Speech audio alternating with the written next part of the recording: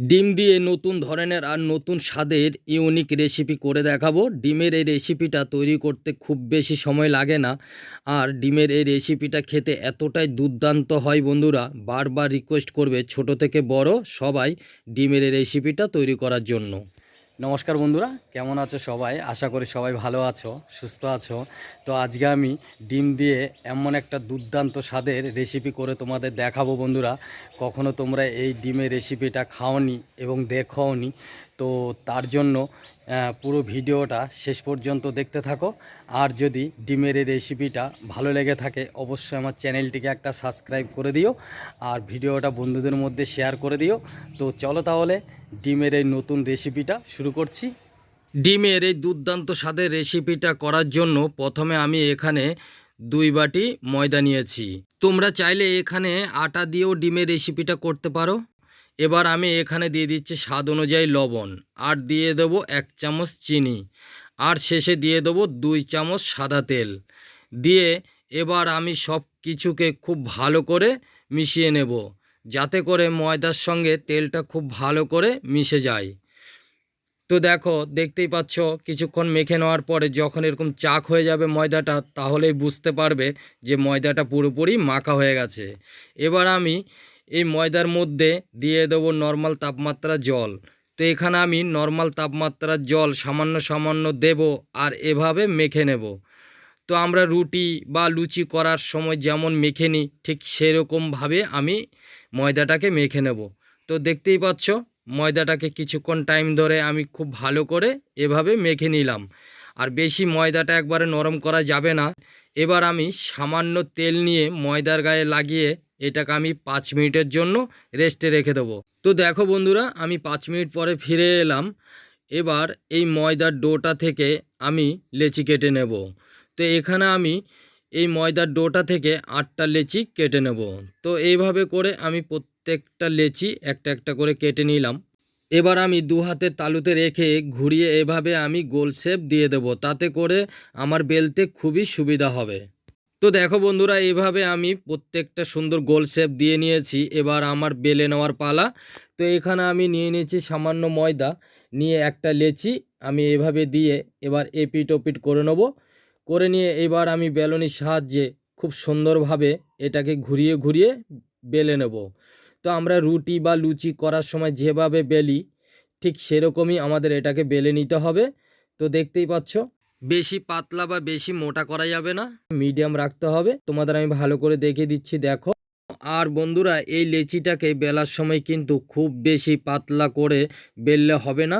রুটির যেমন সাইজ হয় ঠিক সেরকম সাইজ করে বেলে নিতে হবে। আর খুব বেশি যদি পাতলা হয় তখন কিন্তু ডিমের রেসিপিটা তৈরি করতে অসুবিধা হবে।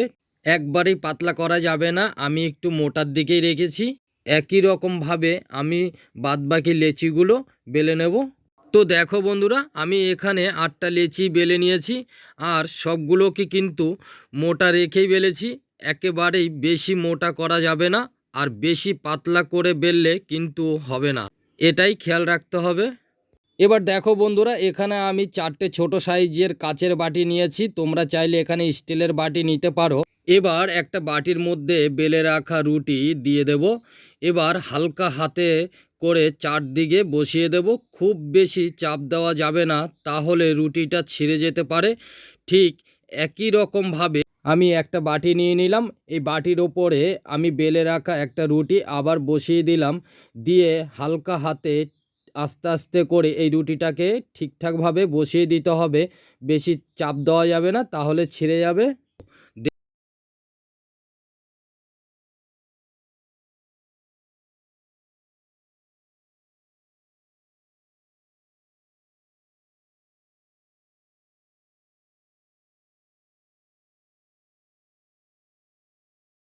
একটা বাটির মধ্যে একটা একটা করে ডিম দিয়ে দিলাম।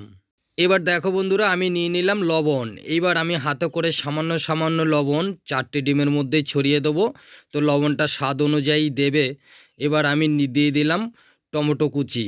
তো এখানে আমি সামান্য টমেটো কুচি নিয়েছি, নিয়ে এবার 4টে ডিমের মধ্যেই এভাবে সামান্য সামান্য টমেটো কুচি দিয়ে দিলাম। দিয়ে এবার আমি দিয়ে দেব কাঁচা লঙ্কা কুচি। এখানে তোমরা ঝাল অনুযায়ী কাঁচা লঙ্কা কুচিটা দেবে বন্ধুরা। তো এবার দিয়ে দেবো শুকনো লঙ্কা কুচি। তো এভাবে আমি প্রত্যেকটা ডিমের মধ্যে শুকনো লঙ্কা কুচি দিয়ে দিলাম। এবার আমি একটা ছোট সাইজের পেঁয়াজ কেটে সেই পেঁয়াজ কুচিটা সবগুলো ডিমের মধ্যে দিয়ে দিলাম। এবার আমি শেষে দিয়ে দেব ধনেপাতা কুচি। ধনেপাতা কুচিটা দিলে এই ডিমের রেসিপিটা খেতে দুর্দান্ত লাগে। তো দেখো সবগুলো ডিমের মধ্যে আমি ধনেপাতা কুচি দিয়ে দিলাম। তো দেখতেই পাচ্ছ বন্ধুরা কতটা সুন্দর লাগছে। এবার আমি একটা বাটি নিয়ে নিলাম। এবার বেলে রাখা আরেকটা রুটি এর উপরে ঢাকা দিয়ে দিলাম। এবার এটাকে হাত দিয়ে চেপে চেপে খুব ভালোভাবে আটকিয়ে দিতে হবে, যাতে দুটো রুটি একটার সাথে আরেকটা খুব ভালোভাবে আটকিয়ে যায়। আমি যেভাবে করেছি এভাবে করলে এটা তৈরি করা খুবই সহজ। এবার একটা ছুরির সাহায্যে এই ধারগুলোকে কেটে দিলাম। এর মধ্যে যে এক্সট্রা ময়দা রয়েছে সেটা বাদ দিয়ে দিতে হবে। তো দেখো খুব সহজে এর থেকে ময়দাটা বাদ হয়ে গেছে। এবার দেখো বন্ধুরা এই মুখগুলোকে খুব ভালোভাবে হাত দিয়ে চেপে চেপে আটকিয়ে দিতে হবে, যেন কোনোভাবে এটা খুলে না যায়। তো দেখতেই পাচ্ছ একটা আমার তৈরি হয়ে গেল। তো দেখো আমি আবার একটা ডিমের বাটি নিয়ে নিলাম। নিয়ে এর উপর আমি বেলে রাখা রুটিটা চাপিয়ে দিলাম। দিয়ে এবার আমি হাত দিয়ে খুব ভালো করে চেপে দেবো। দেওয়ার পরে এবার আমি ছুরি নিয়ে নিলাম। ছুরি দিয়ে এবার আমি এই সাইডটা আস্তে আস্তে করে কেটে নেব। কেটে নিতেই দেখো ময়দাটা পুরো আলাদা হয়ে গেছে। এবার আমি এই সাইডটা ধরে এইভাবে খুব ভালো করে এটাকে চেপে দিতে হবে, নাহলে ভিতর থেকে ডিমটা বেরিয়ে যেতে পারে। তাই খুব ভালো করে চেপে দেবে। তো একই রকমভাবে বন্ধুরা আমি সবগুলো তৈরি করে নেব। তো দেখো আমার 4টে ডিমের বাটি পুরো এইভাবে তৈরি করে নিলাম। আর দেখো কত সুন্দর হয়েছে। মুখগুলো ঠিক এইভাবে লাগিয়ে দিতে হবে। এবার আমার ভেজে নেওয়ার পালা। এবার দেখো বন্ধুরা ফ্রাই প্যানের মধ্যে তেল দিয়ে তেলটাকে খুব ভালো করে গরম করে নিয়েছি। এবার স্প্যাচুলাটা বাটির ওপরে রেখে আস্তে করে কাত করলেই বাটি থেকে বেরিয়ে আসবে। তো দেখতেই পাচ্ছ এইভাবে বেরিয়ে গেছে। তো এইভাবে আমি তেলের মধ্যে দুটো দিয়ে দিলাম। তো এখন নাড়াচাড়া করা যাবে না, যেহেতু কাঁচা ডিম ভিতরে আছে তাই ফেটে যেতে পারে। তাই কিছুক্ষণ হওয়ার পরে এটাকে উল্টে পাল্টে ভেজে নেব। তো দেখো এবার আমি উল্টে দিলাম। তো এইভাবে দুটো আমি একইভাবে উল্টে দিয়েছি। দিয়ে এইটাকে শুধু উল্টে পাল্টে আমি খুব ভালো করে ভেজে নেব। তো বন্ধুরা এটা খেতে এতটাই দুর্দান্ত লাগে, একবার বাড়িতে ট্রাই করো। এটা খেতে খুবই টেস্ট।